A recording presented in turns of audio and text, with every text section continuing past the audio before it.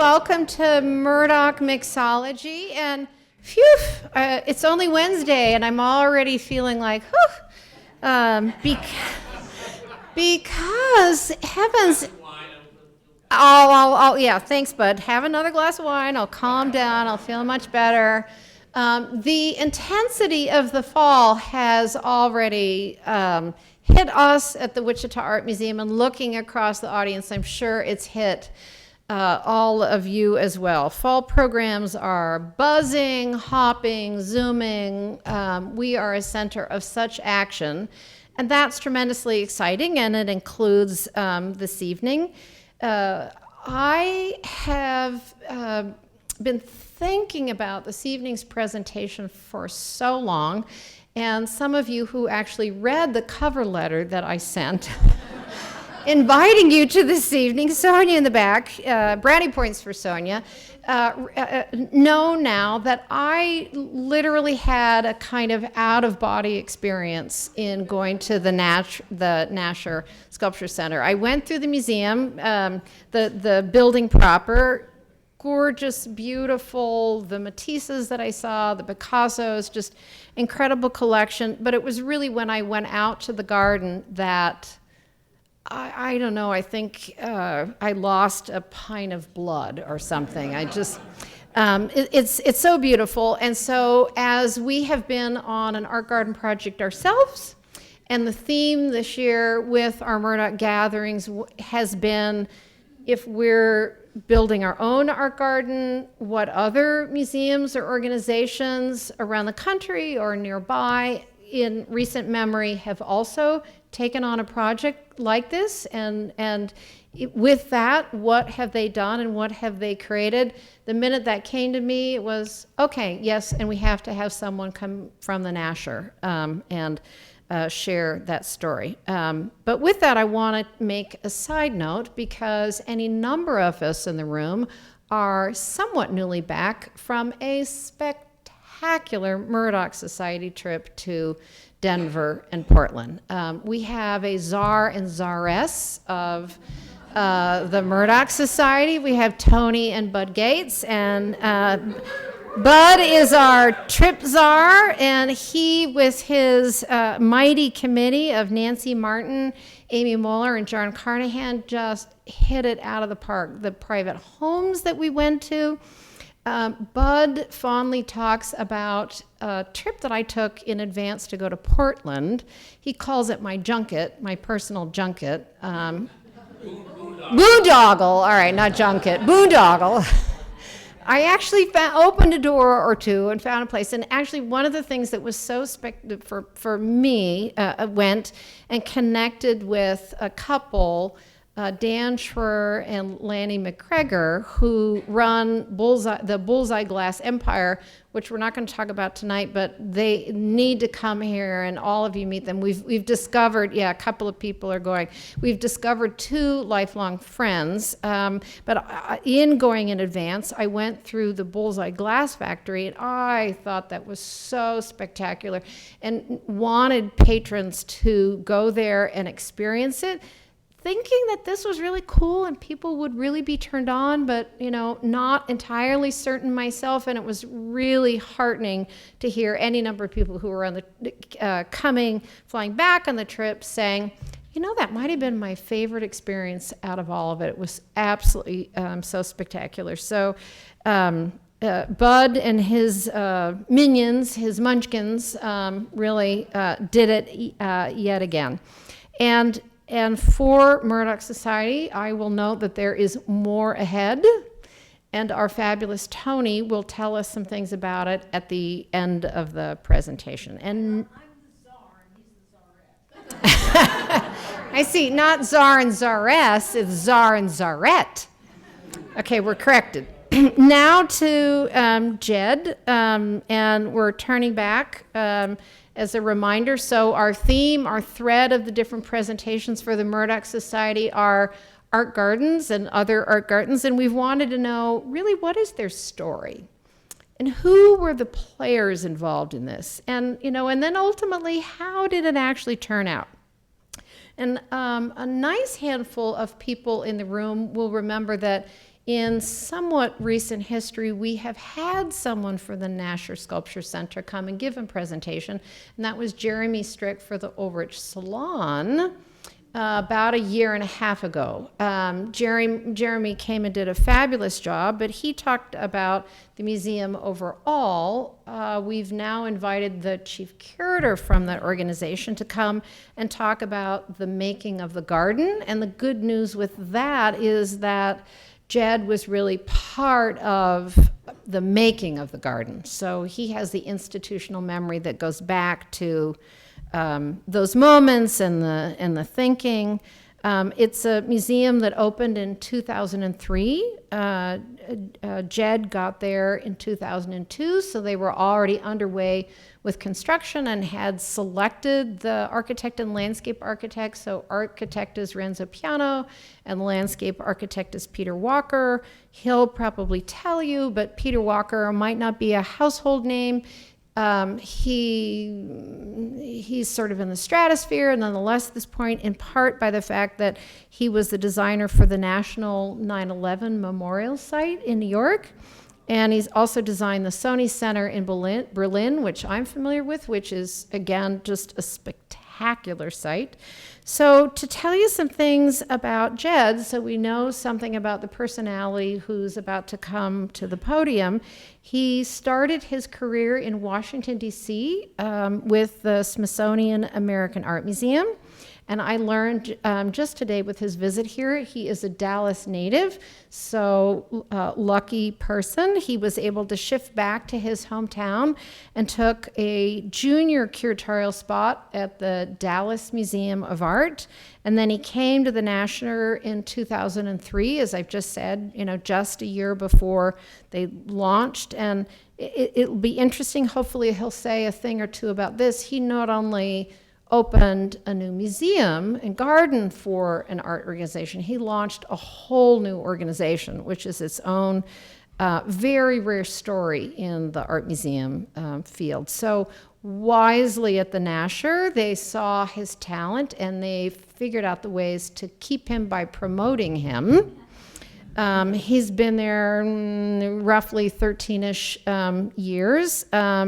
And he's now their chief curator. He's been a massively busy guy in those years with so many exhibitions and publications, and there were just a few from his vita that struck my fancy that I thought I would share with you. So, for example, Picasso, Cubist Portraits of Fernand Olivier, David Smith, Drawing and Sculpting, Beyond the Grasp, Sculpture Transcending the Physical. We'll need to ask him about that over dinner. Alexander Calder and Contemporary Art. I love this title. Form, Balance, Joy. Return to Earth, Ceramic Sculpture of Fontana, Melito, Miro, Noguchi, and Picasso. He's also did quite a big project outside of the Nasher, as a collaboration with the Metropolitan Museum in New York and the Cleveland Museum, Barcelona and Modernity, Picasso, Gaudi, Miro, Dali. I would have died to see that show. And he's currently working on an exhibition about sculpture surrounding World War I, and why was it that so much was invented with modern sculpture very uniquely in those years that subsequent artists, subsequent sculptors have used as a formulation that they riff from. With that, help me to welcome Jed Morse to Wichita and to the podium.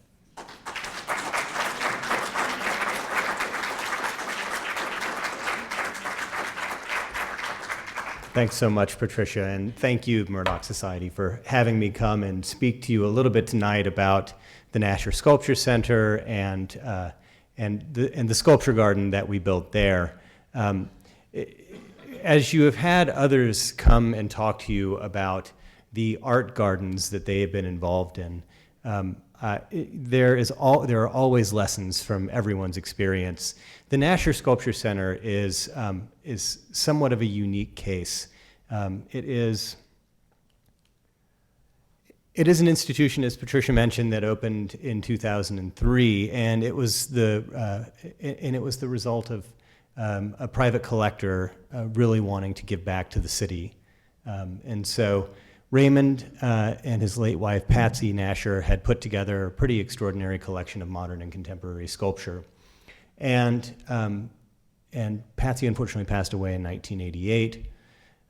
Ray really wanted to make something great for the city of Dallas, where he and Patsy had raised his family, where he had had his business success, and of course he had been involved in many of the cultural institutions in the city as well. But he thought that their sculpture collection might be an occasion to do something really unique for the city. And so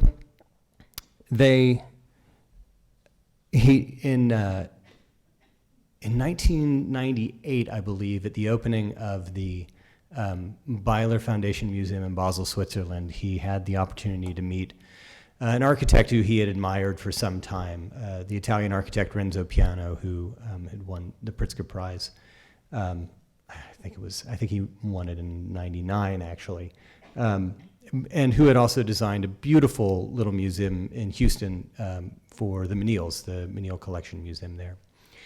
And it was there that he asked Renzo if he might be interested in designing a sculpture garden for his collection in Dallas. Fortunately, Renzo eventually said yes, he would, and Renzo worked in collaboration with the landscape architect Peter Walker, who Patricia mentioned earlier, who may not be as big of a household name as Renzo Piano, but is really the dean of modernist landscape architecture, at least has been over the past 30 years, where he was the head of the landscape architecture department at Harvard and then moved across the country to perform the same role at Berkeley, and has had a very active and successful practice out of California, creating landscape environments for a range of institutions, not just museums, public sites, universities, all over the world. So what was their charge? Their charge essentially was to create a place that would be an ideal setting for viewing this collection, this very specific collection that is kind of funny in this way, in that most museums have can cover a broad range of historical periods, cultures, and often have work with that spans a range of media. Well, the Nasher Sculpture Center was being built for a collection of one medium, sculpture, and that covered a very narrow swath of history, essentially about 125 years. And so their charge was to create a place that would be ideal for viewing this kind of material. The other charge was to hopefully create an oasis in the city. Ray really wanted to create a special place for the people of Dallas to enjoy. And his third hope was that in doing so, that the Nasher Sculpture Center would become a catalyst for the continued growth and development of the Arts District. And this is an idea that had been floating around in Dallas since the early 1970s, when Sasaki and partners first drew up a plan for an arts district. When we opened in 2003, that was 20 years after the first institution laid down their foundation in the Arts District. The Dallas Museum of Art opened in 1984. The Meyerson Symphony Center opened in 1989. There was an office tower that was built in that interim, and then that was it. And you'll see some images of what the Arts District looked like before the Nasher Sculpture Center, and some of what it looks like now. But this effort to create a new cultural institution in Dallas was really the culmination of 2 lifetimes of collecting, of supporting the arts, and dedicated to the notion that art enriches life, and art should be a part of everyday life for everybody. Ray said that air is like water. It's needed to survive and to enjoy life to its fullest. And so that was what he was hoping to achieve with the Nasher Sculpture Center. So why all of the hubbub about creating a special home for these works of art? Well, just to give you a sense of what the collection is like. It's a very special collection, not only because of its focus, but also because of its quality. A lot of people who don't work at the Nasher Sculpture Center, who happen to know the collection quite well, call it one of the finest collections of modern and contemporary sculpture anywhere in the world. And the reason for that is because it has, first of all, an encyclopedic breadth to it, ranging from early modernist works by Rodin, Gauguin, Degas, all the way to the present day. And so you see here an image of one of the works in the collection, a very rare plaster cast of Rodin's Age of Bronze. This is one of 5 known lifetime plaster casts that Rodin made. Just to put that into context, there are 150 known bronze casts of this composition in various sizes that were produced both during Rodin's lifetime and after his death. So the fact that this was purchased by a private collector in Dallas, Texas is actually kind of an extraordinary thing. And then on your right over here is something to represent the present, a work by Jaume Plensa. And so there are also works by Richard Serra, Marc de Souvero, and so the collection really does stretch from the beginnings of modernism all the way to the present day.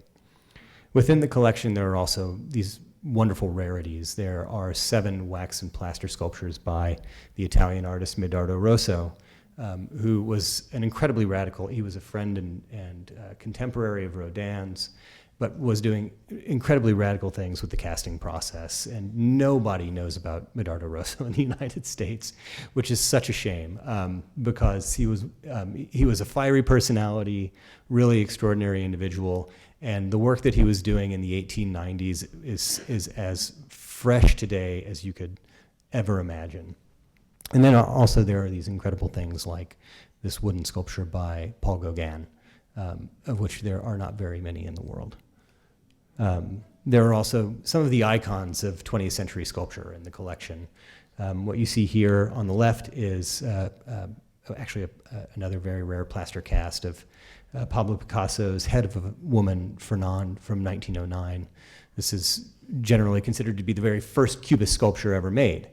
And next to it is Constantin Brancusi's The Kiss, one of the icons of abstraction in modern sculpture. And then there are these incredible pockets of depth within the collection. So the Nashers had the good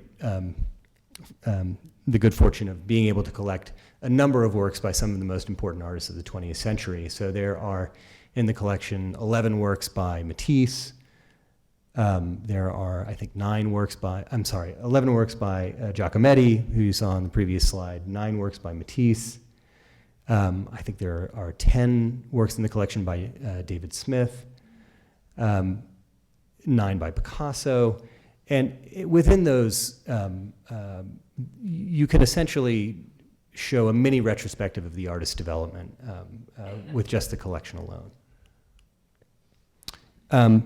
One of the really wonderful things about the Nashers is that they looked on their collection not so much as a personal achievement to be relished in private, but as an expressive record of the human experience of the past 125 years that really needed to be shared with people. And so, although they were the custodians of these incredible works of art, they were dedicated to this idea that people be able to enjoy it, and that the art was really for everybody. So how did they come upon this collection, and how did they evolve this idea that the art was for everybody? Ray and Patsy were real estate developers. That's how Ray made his money. And in 1965, he signed a 100-year lease on an enormous cotton field in North Dallas that was essentially way too far out of town for anyone to care about, and decided to build a shopping center there. And he built a shopping center called North Park. And if you've been to Dallas, I would venture to say that you've probably been to North Park. It has become one of the most successful shopping centers in the world. And I think there are very clear reasons for that. Not only the growth of Dallas, which certainly helps a lot, the fact that he was right. Dallas moved north and continued to move north, and so now, even though in 1965 North Park was on the outskirts of Dallas, it's now squarely right in the middle of town. But there was also this dedication to the visitor experience and the aesthetics of the place. So they saw this shopping center not as just an economic engine for the city or for themselves, but as an opportunity. The hallways that connected Neiman Marcus and Dillard's were like the main street of any town in the United States, and the intersections were like the grand plazas of Europe to them. And so they decided, how do you take advantage of that? Well, you take advantage of it by showing great art there. And so from shortly after they opened North Park, they started to show works of art from their collection in the shopping center. This is I actually put this photo in here not because I knew you had a cast of this sculpture, but that was just a wonderful coincidence.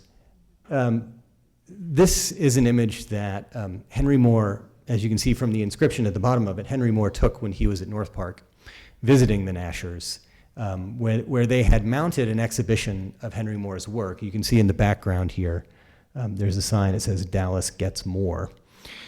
And so they had put together this little exhibition of Henry Moore's work, including works from their collection. They borrowed works from his dealer, Gimple Feast, in New York. They also were showing photographs by David Finn, who had gone all over the world to photograph Henry Moore's in front of buildings, in natural settings, and now, those are some of the most famous photographs of Henry Moore's work anywhere. But they did this in support of the idea of Dallas commissioning a great work by Henry Moore for the new City Hall, which was being built. The City Hall is designed by I.M. Pei. I.M. Pei wanted Henry Moore to build, to do a sculpture for City Hall. But in 1977, Dallas was not the kind of bastion of modernism, and for this, contemporary art. I mean, this would have been seen as radical contemporary art for Dallas in 1977. And so the Nashers really wanted to get people familiar with what Henry Moore's work is, at least expose them to it, give them a sense of how important his work is in the rest of the world. And so, art at North Park was not, it wasn't this grand kind of civic statement. It wasn't Greece or Rome or ancient Egypt where sculptures were erected in plazas to make some kind of grand statement about the people that lived there. For them, it was a much more populist pursuit. It was all about exposing people to things that they loved and that they thought were incredibly meaningful. And they were doing this in their primary place of business. And there's a little bit of risk involved in that. You don't want to upset customers. But for them, they didn't care if someone didn't like something because they were exposed to it. And when they came back to shop and saw it second time, third time, fourth time, they would become more accustomed to seeing things like that. And maybe, perhaps, they would become interested in finding out, well, what is that thing that I keep walking by when I come shopping? And slowly develop that sense of familiarity with great works of art, some of which could be very challenging for the general population that was going to shop at North Park. So the other thing about North Park is its aesthetics. And the reason I'm bringing this up is because there are some essential things to the Nasher's background that came to serve as important precursors to the development of the Nasher Sculpture Center. And North Park is one of them. You know, it wasn't intended to be an art gallery, but aesthetics and the quality of experience were essential to the design of the shopping center. It's a very simple modernist structure. It's a low-slung building and with very simple palette of materials: white brick, gorgeous brown stained concrete floors, and natural light. And so this connection to natural light, to nature, where you have this whole kind of system of planters and fountains, was part of what made this a place where people would go and enjoy themselves as they shopped. But the spare geometric architecture, simple materials, the warmth, the human scale, the connection to nature, all of those things would play into their thinking about how people not only enjoy the environment that they're in, but enjoy the works of art that they're seeing. And North Park has to be one of the most unique environments in which to see works of art. Completely unexpected to see works of art there. But it's because it's inviting, and you don't expect to see those works of art, that perhaps you're more willing to engage.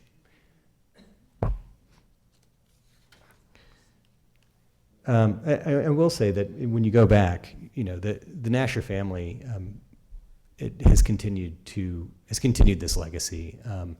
North Park is now owned by Ray's youngest daughter, Nancy, and her husband, David, and they continue to collect and they continue to add to the works at North Park. So you see a work from, I think it was 2002, by Joel Shapiro in this photograph. And they've expanded the shopping center. But that idea that art is an essential part of the experience for shoppers there is something that continues. And in fact, there's a funny quote. We were interviewing the sculptor Mark DeSuvero for a video that we were making after Ray passed away. It was for our 5th anniversary, to kind of talk about the legacy of Ray and Patsy. And he was talking about North Park and said, that place, that shopping mall, is better than a lot of art museums, which was priceless. So of course we had to include that quote in the video. The other, I think, essential experience that helped shape their notion of what the Nasher Sculpture Center should be were a couple of major international traveling exhibitions, seeing the collection in extraordinary museums.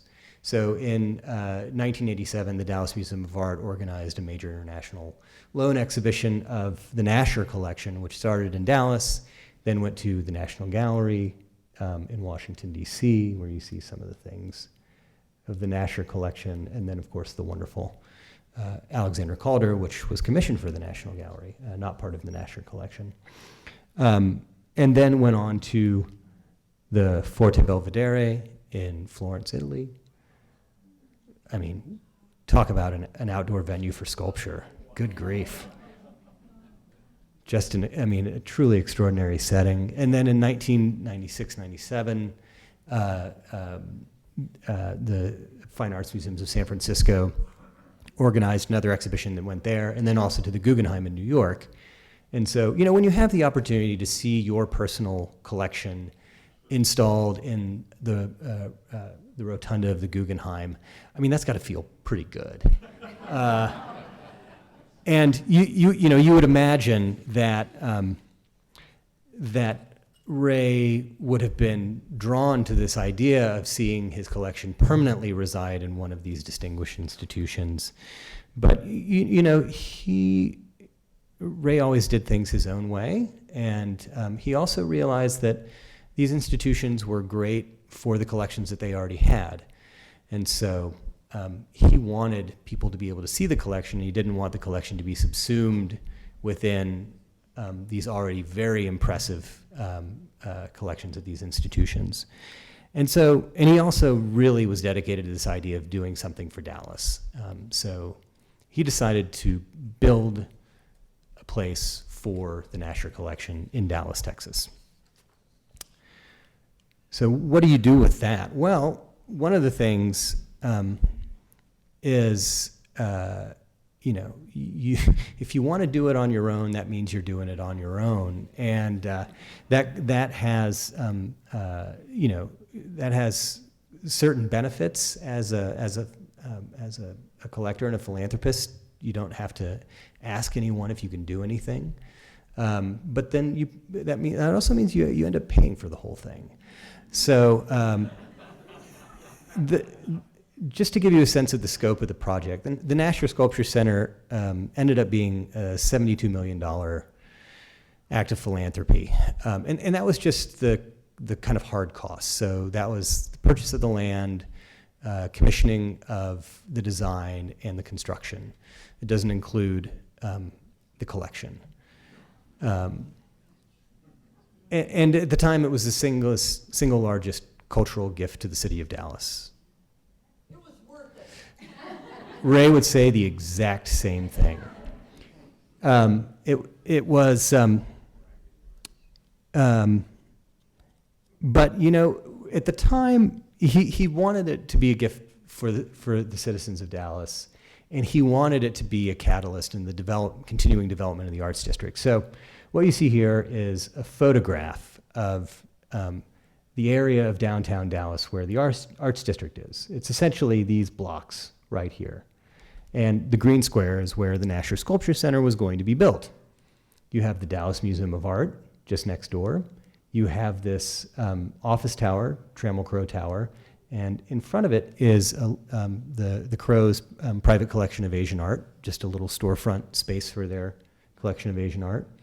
This is the Symphony Hall, and this is a high school for the performing and visual arts, and that's it. Otherwise, what you have are a series of parking lots. And so Ray bought one. He bought the parking lot right next to the Dallas Museum of Art. So what is the context here? There isn't much of an arts district, but there's something there. There's some there. You have parking lots and a massive cavern of an interstate highway right behind that lot. So this is what the site looked like at the beginning of construction. Let me go back, just hold that thought for a second. So when Ray first approached Renzo Piano about creating a sculpture garden for his collection in downtown Dallas, Renzo's reaction rightly was, "You're a little crazy. Sculpture gardens are places of repose. How on earth do you create that in the middle of a downtown area where you've got 500,000 cars driving behind it every single day on the interstate highway?" And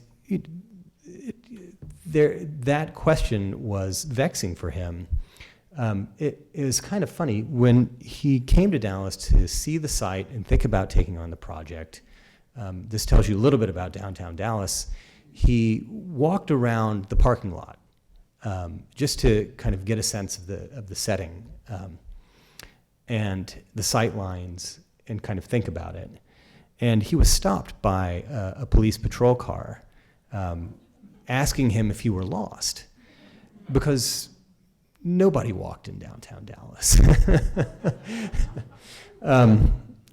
But it was this notion that having a place for art right in the center of downtown would bring life back into the city and would contribute to this grand idea of having a cultural campus right in the heart of the city.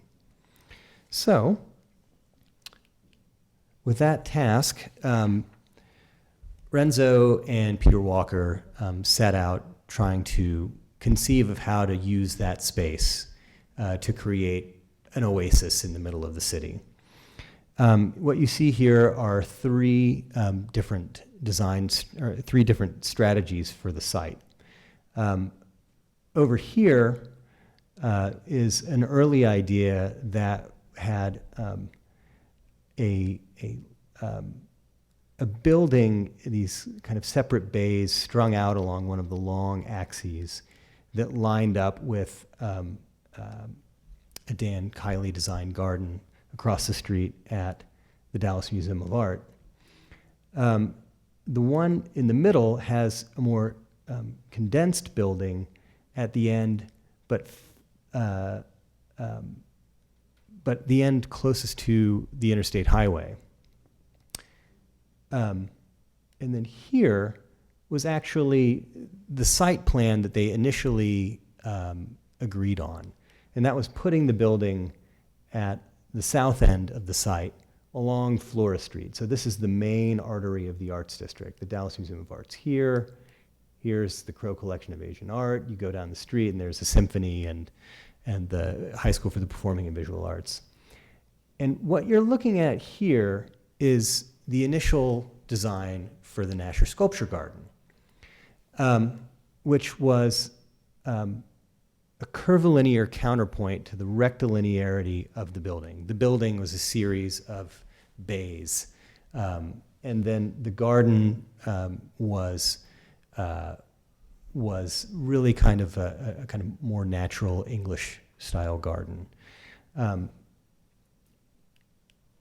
That's not what we ended up with. There were a lot of discussions between Ray and Renzo and Peter about the garden. And one of Ray's concerns about this more curvilinear English-style garden was that it would be much more difficult to install sculpture in that space. And it also was perhaps too much of a counterpoint to the design of the building. And so ultimately they arrived upon this idea of extending those bays of the building out into the garden. So the interior galleries become outdoor galleries. And you've got these long rows of trees, hedges, that extend the vista all the way from Flora Street to the back of the garden.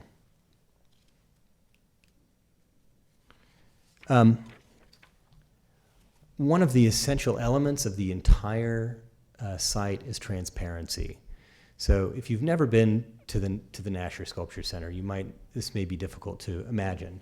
But the entire front facade is glass, the back facade is glass. You can literally stand on Flora Street and you can see from this rendering here, see all the way through the galleries into the garden. And also, the roof is glass. But the kind of poetic conceit that Renzo came up with for the entire site was that it was like a Roman ruin, where you came upon in the Italian countryside, and all that were left were a series of very sculptural stone walls and an orchard beyond. And so, this idea that you have these stone walls that are bounded by glass on all of the other sides and the top, and then this beautiful garden. And part of that poetic conceit was that as a kind of archaeological site, it would stimulate this kind of desire for discovery. And playing off of that, the exterior of the building is clad in this very kind of rusticated travertine marble, which gives it this kind of wonderful patina of age, as if those stone walls have been there for hundreds of years. So how do you turn a parking lot into a garden? Well, it takes a lot of work, actually. There were, from the time, the Nasher, it took about 3.5 years from the time of groundbreaking to opening to build the Nasher Sculpture Center. One of the issues, of course, in buying a parking lot to use as a garden is that you have a lot of environmental damage due to that site being dedicated to cars for so long. And the history goes beyond just the parking lot that was there. The street right next to Flora Street, where the Nasher Sculpture Center is, called Ross Avenue, was old Automobile Row in downtown Dallas. And so all the car dealerships used to line Ross Avenue. And so every lot on the east end of downtown was dedicated to cars. So, you know, at one point there was a service station in one corner, there was a gas station in another corner. There was a lot, when they started actually digging into the ground, they found that there was a lot of environmental damage, and so it had to be remediated and very carefully removed from that site. But then that also gave us the opportunity to rebuild the substrate for the garden, to do everything that we wanted it to do. And there were several things that we hoped the garden would be able to do. First of all, since it's a sculpture garden, we wanted it to be able to support very heavy objects. The other thing, of course, is that it has to support the plant life that's in there. The other thing that Ray wanted to happen was that it would be able to handle big Texas thunderstorms, so that, you know, 20 minutes after a gully washer, you'd be able to walk out onto the grass and wouldn't have your heels sink into the ground. I mean, that's a big charge. So the other, so how did we do this? Well, we took all that contaminated dirt out and brought in up to, in some areas, 6 to 7 feet of what we affectionately call our designer dirt, because it was extraordinarily expensive. But what it was essentially, it's a lightweight expanded shale. It's a gravelly substance, and so it holds enough moisture to keep the plants growing, but drains very quickly. It also, as you pack it down, has a pretty high compressive strength. And then on top of that, you can see in this photograph, you know, on a parking lot, you got to bring all the trees in. So we added 172 trees to the city block in order to turn this parking lot into a garden. And when you do that, you got to do it by crane. But you can see here, there's about a foot left before the top of that root ball. And that was filled in with sand reinforced with plastic fibers, which is apparently a technology that the military uses to build airstrips in remote locations to land planes, because it has apparently an extraordinarily high tensile strength, and obviously sand drains very well. And so that allowed us to be able to put very heavy objects out there, to have it drain very well, and also to be able to support the plant life. One of the things about building a sculpture garden, particularly one with a wall around it, is if you have really big things, you got to put them in before you're done with construction. So this is one of two 44-foot long, 14-foot tall, 2-inch thick Corten steel plates, each one of which weighs 50,000 pounds, that make up a Richard Serra sculpture in the collection that we had to install while we could still get a crane on site. So you see here, we still have the construction entrance into the garden. That was a fun day. You ever see a 50,000-pound piece of steel float in the air like a piece of paper? That was pretty amazing. And then, of course, we had this great Mark de Suvera sculpture, so, we had to assemble it on site while we're still a construction site. But it was great because Mark came out and the man was paralyzed and has since recovered, and he's now almost 80 years old, but he is 80 years old. He was in his 70s when he was out there running around the construction site with a hard hat, climbing up the girders, doing the welding, doing the grinding. He would have driven the crane if we had let him.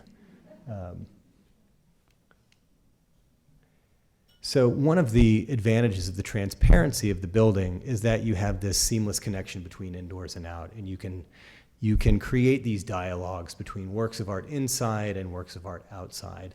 In the photograph that you see here, the conversation going on is about welded steel construction and constructivism, the kind of the legacy of constructivism, where you have works by Noam Gabo, one of the fathers of Russian constructivism, and then early proponents of welded steel construction in small works by Julio Gonzalez, very early works by David Smith, this big Voltri piece by David Smith.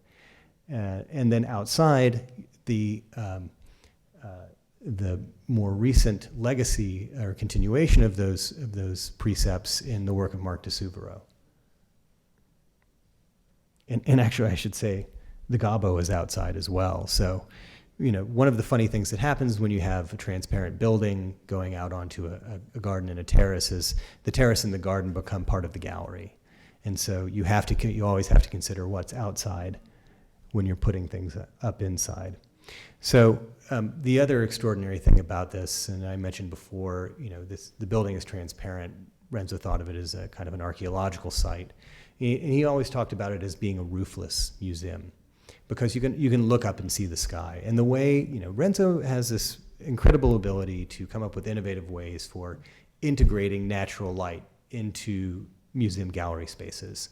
And for many of his museums that have, I think, much more kind of materially varied collections where there are light-sensitive objects, works on paper, paintings, things like that, he's come up with these very innovative systems that include scrims and moving louvers, and where you can finely tune the light that comes in. Well, because the Nasher collection is really almost entirely sculpture, and he's building it as a sculpture museum, he came up with an extraordinarily simple solution. And essentially, it was to create this sunscreen to put above the roof. And all of those openings are calibrated to point to the location in the sky that never gets any direct sunlight for that point in Dallas, Texas.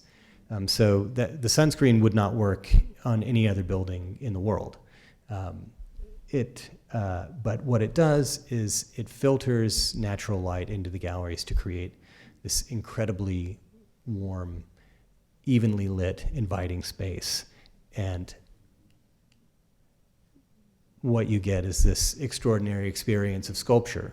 Three-dimensional objects really love natural light. And when you light a three-dimensional object in a dark gallery with artificial light, you're constantly highlighting certain areas and casting shadows on others. In the galleries at the Nasher, because the light is very evenly distributed throughout the gallery, you are able to see the works in such extraordinary clarity. Even with works that would be very difficult to kind of read the modeling and the modulation of the surface, like a white plaster Rodin, reads so crisply in the space. And you just feel good in that space. So this theme of transparency carries down to the lower level as well, where you see an image of our kind of auditorium or multi-purpose space, where we have not only lectures, film screenings, but also concerts, symposia, banquets. It has this enormous glass wall that looks out onto a terraced amphitheater out in the garden. So there's this constant connection with the outdoors, even when you're inside.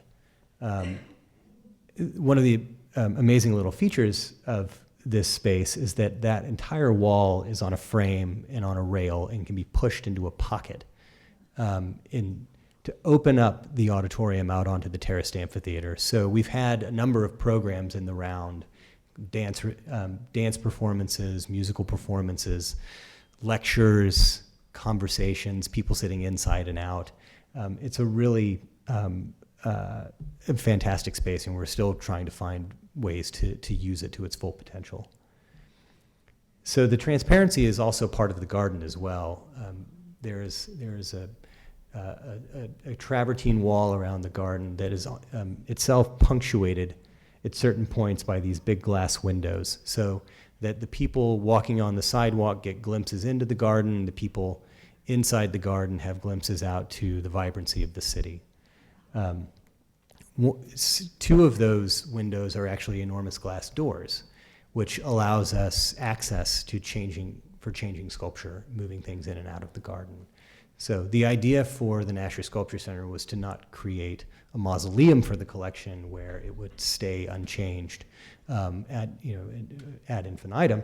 It would change constantly, and that we would be consistently refreshing not only the collection, but bringing in temporary exhibitions, and to expand our understanding of the collection, but also to be a catalyst for understanding modern and contemporary sculpture.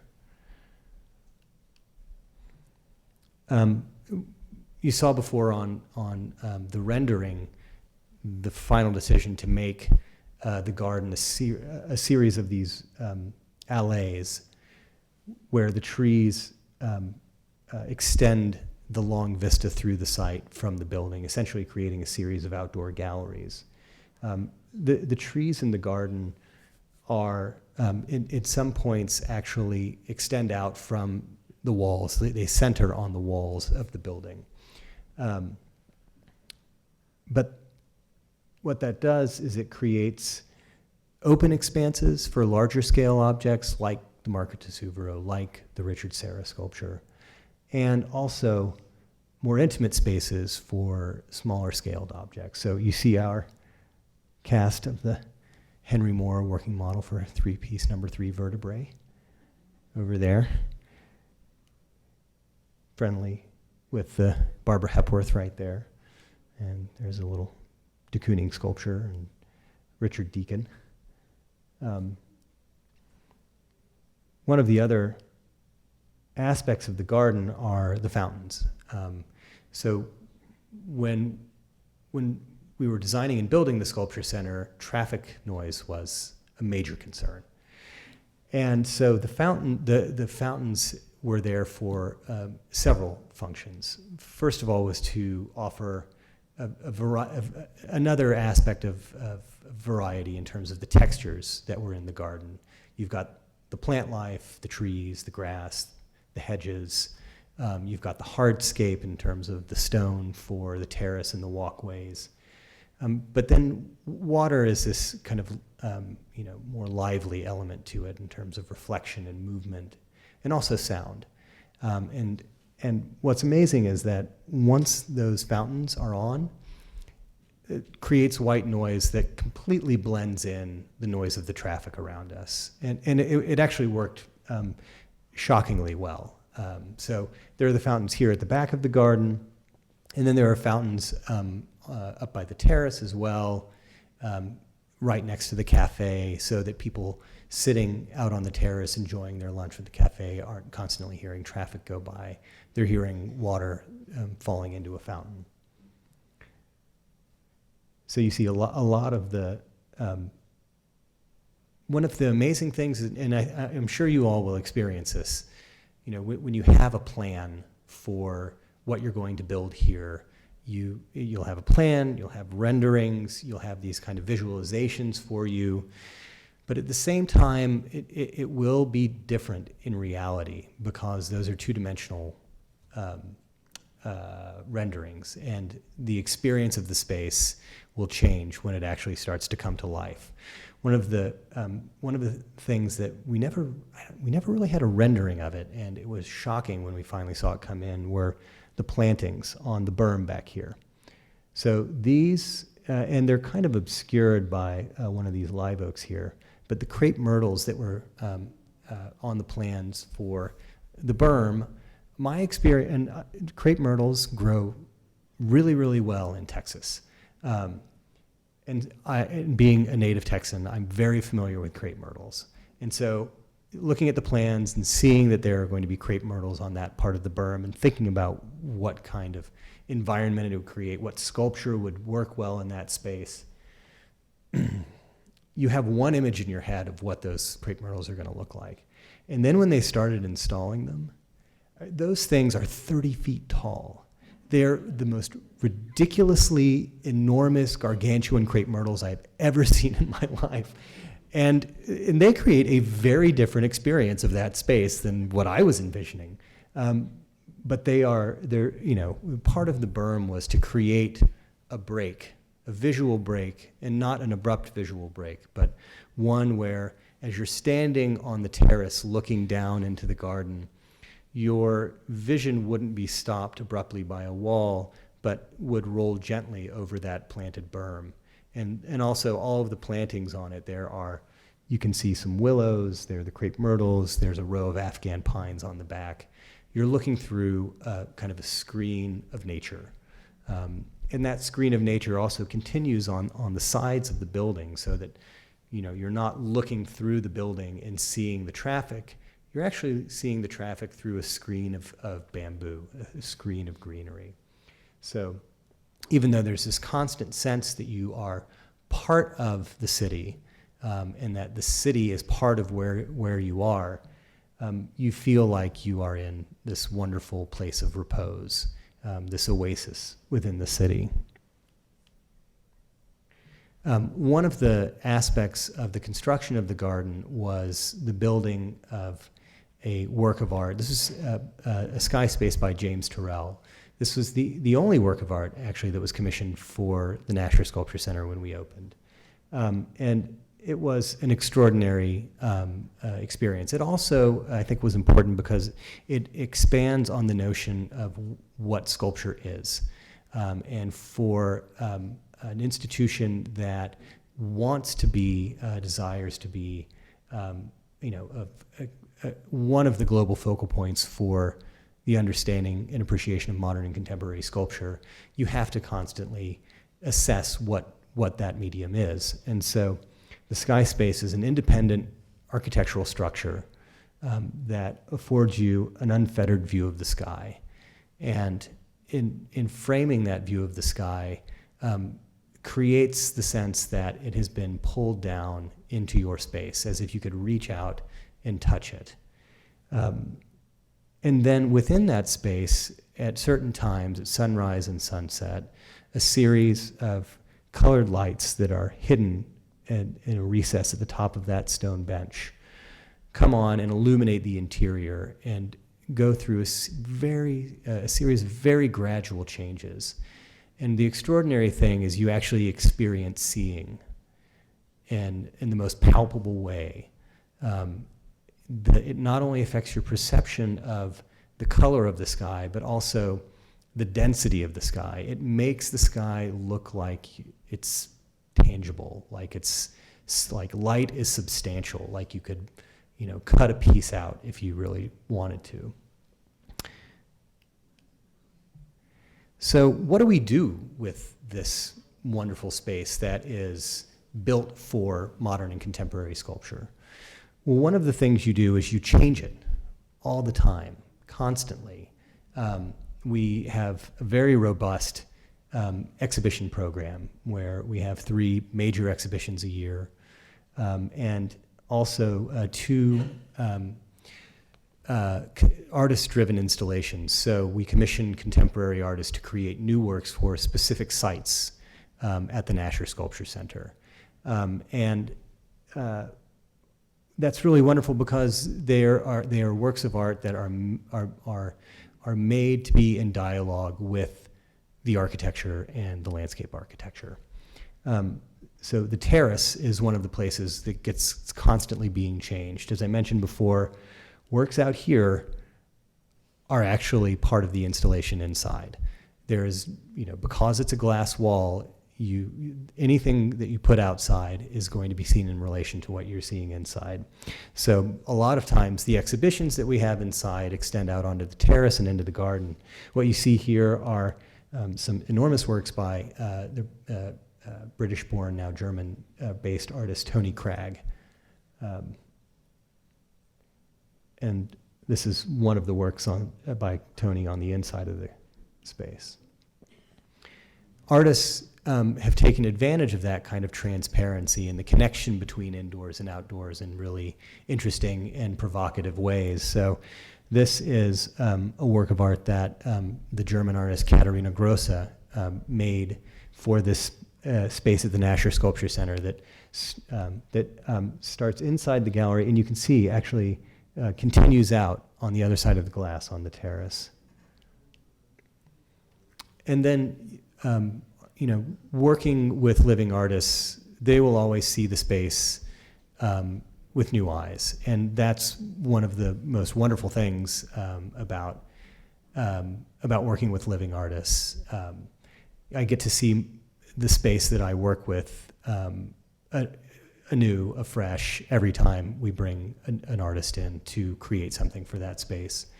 This is an installation that actually rambled through the garden, several figures with trees growing out of them by the artist Jaume Plensa. I showed an image from the collection, a work by Plensa. And then how do you take advantage of those unique spaces like the terraced amphitheater? It's crying out for works of art. I mean, if you think back to the fantastic photographs of David Smith's installation at Voltri in the amphitheater, and all of his works arrayed on the amphitheater steps.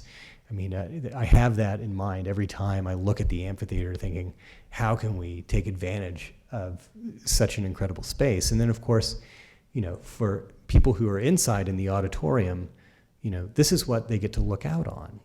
It's a fantastic space to try and activate in new and different ways. And then, artists come up with fantastic ideas. Why not use the pond as a site for art? This is a work of art by a ceramist, Adam Silverman, and an architect, Nader Tehrani, that they collaborated on. They're old friends from back in their graduate school days at RISD. And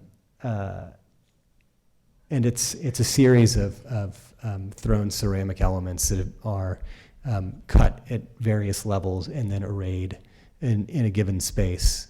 It's called Boolean Valley, and it deals with this kind of with Boolean logic, but also the intersection of the kind of technological side of architecture, the precision of architecture, and then the more organic and handmade side of ceramics. And then, of course, the garden is a place that people they love to be there. They love to spend time there, and so we offer programs to just get people to come down and hang out and be in the sculpture garden. This is a photograph from one of our programs called Till Midnight. The third Friday of every month, we show a movie outside in the garden, have a band play beforehand, and we're open for free until midnight. And we have thousands of people come for those events. At the last Till Midnight in September, we had 5,600 people. And we've had at times 9,000 people come for Till Midnights. But this is also used for our members' events, garden parties. We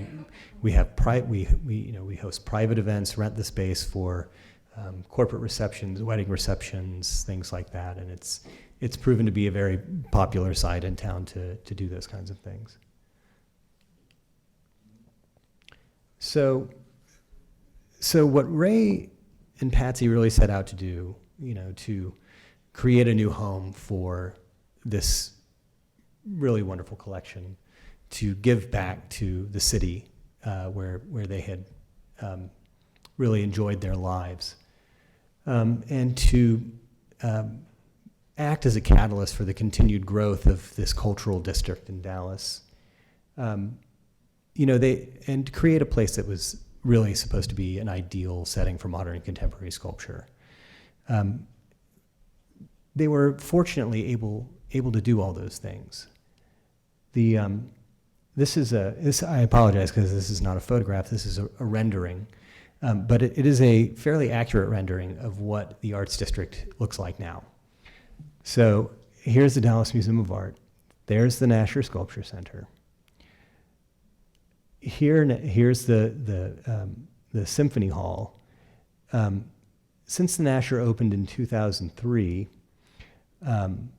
their construction in the area has been extraordinary. There have been, I think, 15 but multi-purpose and also residential buildings that have gone up in the area right around the Arts District. Also, we built a new opera house designed by Norman Foster and Partners, a new multiform theater, which was designed by Rem Koolhaus. There is a new city performance hall, which is a series of performance spaces for smaller companies, which was designed by Skidmore, Owings and Merrill.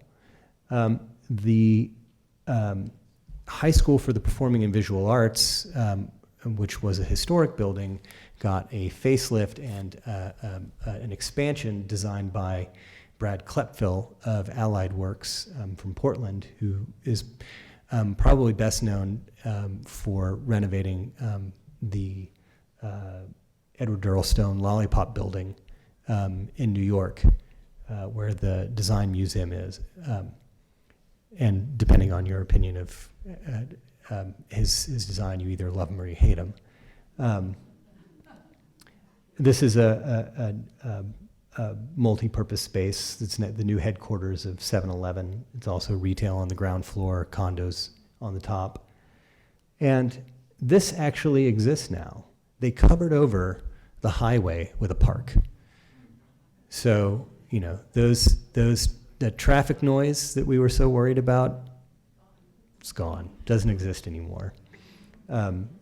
It's a pretty amazing thing. And actually, this is one, if there is a better argument for the importance of urban green space, I do not know of one. The High Line may be another example. But in just covering up that highway and putting a garden there, putting a park over it, that is one of the most popular destinations in the city of Dallas now. It is constantly busy. There are people in the garden all the time.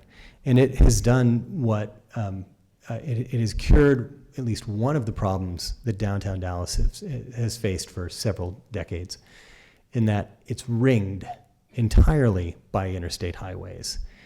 And no one wants to walk under or over a major highway. And so it essentially isolated downtown for decades. And now you can just walk through the park to go from downtown to uptown. And so both districts now, the Arts District, the Central Business District, and Uptown are really, really thriving. Okay, one of the downsides of building a garden in a vibrant urban area, you don't really have any control on what your neighbors do. Some of you may have read recently about a problem that we're having with one of our new neighbors, a 42-story luxury condominium tower that was built right next door to us, which you see here with the sun glaring off of it. The tower is, it was dubbed, well, the developers call it Museum Tower. And unfortunately, it's created problems for the museums in the district, and particularly for the Nasher Sculpture Center, we're the closest one to it.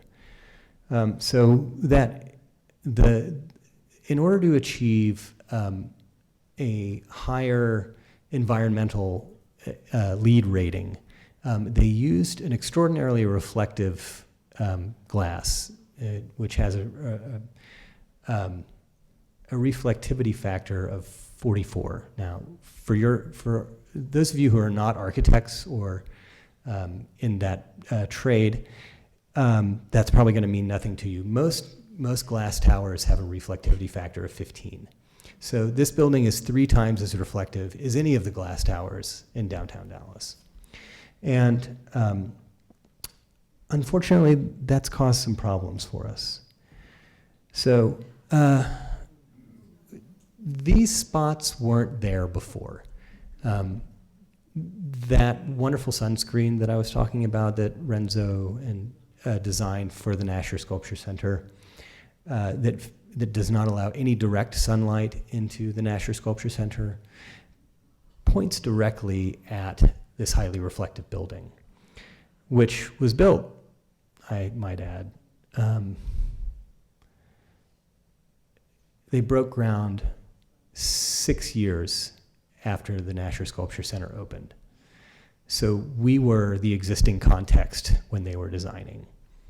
And they knew about the sunscreen. And unfortunately, when the light reflects off of their building, it comes into our sunscreen and gives us these really horrible spots. That Picasso was taken down immediately. You cannot have direct sunlight on a painting. And it doesn't do much for the experience of the space in terms of having sunlight coming through and glaring in your eyes and casting spots over your sculptures. The other problem is it's killing our garden. The intensity of the reflections is more intense than direct sunlight. So it has increased the temperature inside the garden, which is killing the grass, and it's burning the trees. So you can see a little bit of the brown, unfortunately, the trees aren't being killed instantly, but they're being injured over and over and over again. So eventually they'll stop growing and they'll die. Our grass is another matter. This year alone, we have reseeded the garden over 15 times. And I will say that the issue that we knew we were going to have to deal with the building, and we're in conversations with them about, was this. It's 42 stories, and this is a photograph taken from inside the Turrell Sky Space.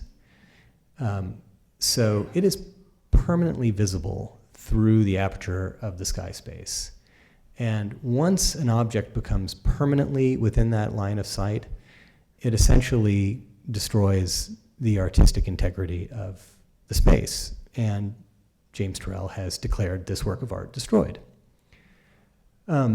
Fortunately, he has also come up with a design to reorient the aperture, but that will change the space entirely and necessitates a whole range of changes to the interior of the space, because once you change the orientation of the aperture, you are changing how people have to address that. So we have to change the interior, the benches, may even have to change the approach, the way to get into the building. And so it won't only be a completely new work of art, but it's an order of magnitude of essentially commissioning a brand new Turrell. So we were in conversations with the developers of this building about this particular issue at the time that they started putting the glass on their building, and we discovered the reflection issue. The reflection issue became the global problem, one that affects our ability to do what we do. And unfortunately, the situation with the Turrell became the specific or local problem. And so it's the loss of this specially commissioned, site-specific commissioned work of art. People have kind of forgotten about that in the glare about the glare. But we are continuing to work on all of these issues in as neighborly a fashion as we can with our neighbors, and are still hopeful that we can get them to resolve the problem. When you come to the Nasher Sculpture Center, that's not what you see. I mean, you will see the reflections. If you come at certain times of the year, you will see the grass is not looking so hot. And you will see that you can't go into the Turrell Sky Space anymore because it's been declared destroyed. But what you do experience most of the time is what was intended.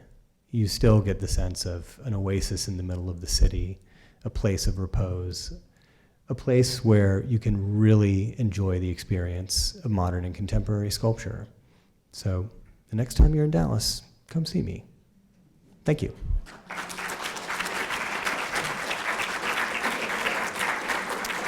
I think we have Well, I'm happy to take questions. We can also do that with a drink in our hands. But Tony, you had some things to say as well? Yes, sir.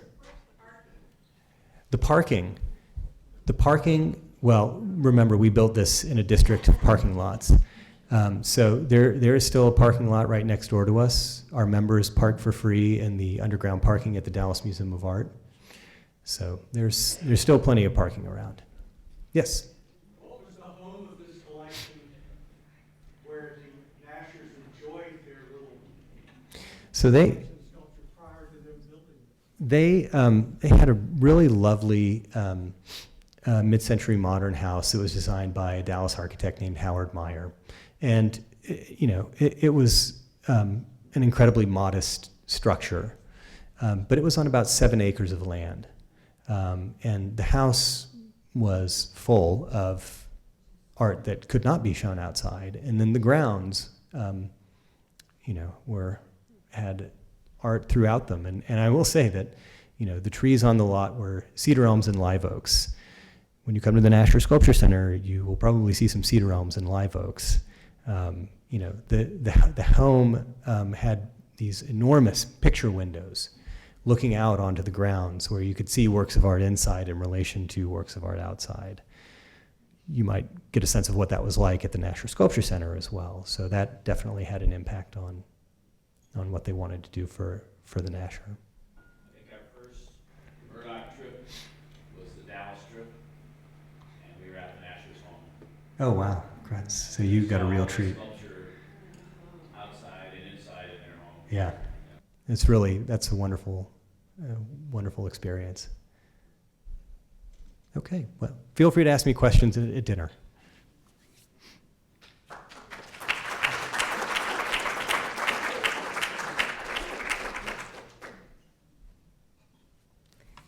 Well, aren't we lucky that we got to take this armchair tour of so many amazing sculpture gardens this past year? Patricia, thank you for making that happen. And Jed, thank you for making tonight happen. It was just a wow. I don't think I'm the only one that can't wait to get down to the Nasher and take a look. See, what time of year should that be that I go? I would suggest the spring or the fall. There you go. Okay. Okay, so what is coming up next for us? To complete 2014, we are going to turn our focus back home. So I'd like to share with you 3 dates, 3 happenings that we have coming up that I hope you will get on your calendar. November 13th, excitedly and finally, we will get to hear the projected vision of our art garden. We have the head designer from Confluence coming, and I suspect that he's going to get us pretty amped up about what our future will be. 2 weeks from now, October 30th, our own Lisa Volpe will be leading a conversation. She has selected one sculpture from our outdoor sculpture collection to focus on, to talk to us about, and that's the buffalo. I think you don't want to miss spending some time with Lisa, and I don't think you want to miss the story about the buffalo. You all know where the buffalo is. It's out front, kind of looks like it's charging into the prairie grasses. Well, appropriately, the dinner that night will be a prairie cookout. This is a date you don't know about yet. December 10th, that will be our holiday party. And the young Nancy and Mike Michaelis, Nancy and Matt Michaelis are opening their door for us. And we are going to have a holiday with style and a home with attitude. So I think we'll be partying down. And those are the 3 things that I hope you will get on your calendar. Okay, back to tonight. Dinner tonight is in the spirit of Dallas.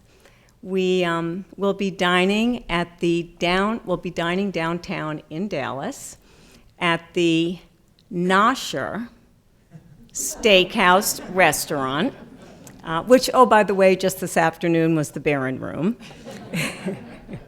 And here's how it's going to go. When you go upstairs, go ahead and find a seat with old friends, some new friends, and we do have a lot of new faces, so I hope you will seek them out. Then grab a drink at the cash bar, and then you can walk around the steakhouse food stations that are all around the dining area and build your meal. You can dine leisurely or you can eat and run, but when you go to checkout is going to be just outside the steakhouse doors. And if you pay cash at the bar, then no problem, it'll go pretty quickly for you. If you wind up running a tab, don't forget to have them add that drink tab to your final bill. That's about it. Go upstairs, have a great dinner, have some fun, and thank you all for coming tonight.